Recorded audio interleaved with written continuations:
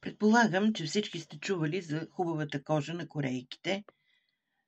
Опъната, без бръчки, сияйна, наричана още порцеланова кожа. Как го постигат? Постигат го с всекидневна грижа, използвайки висококачествени натурални продукти. Точно такива са и продуктите на компания Atomy. Също така, предполагам, че сте чували и за 10 стъпки, които корейките правят в своята грижа за кожата. Кои са те? Първата стъпка, това е почистване с продукт на маслена основа. Това е продуктът, който Atomy предлага. Този продукт премахва и най-упоритите замърсявания, прониквайки дълбоко в порите. Нанася се върху суха кожа, нежно се масажира и след това се изплаква с хладка вода. Прави се всеки ден. Втория продукт, също за почистване на кожата, но продукт на водна основа. Той е за 100% чиста кожа. Или така наречената пяна. Нанася се върху мокро лице, масажира се нежно и се изплаква с хладка вода.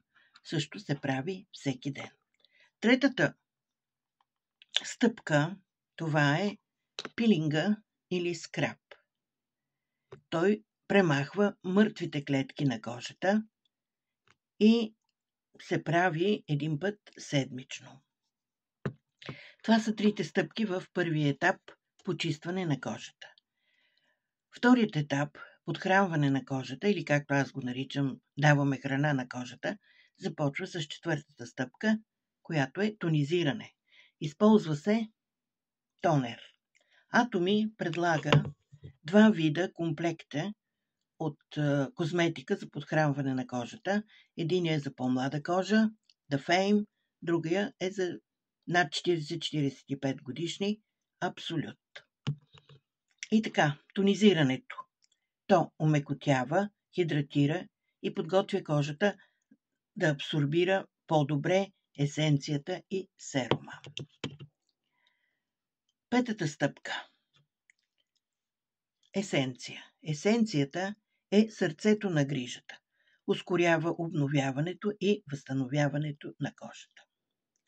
Шеста стъпка. Серум. Това е продуктът серум на Atomy. Това е усъвършенстване на кожата. И серума изглажда всички недостатъци на кожата. След това, седмата стъпка, това са маските. Маската е душата на грижата за кожата.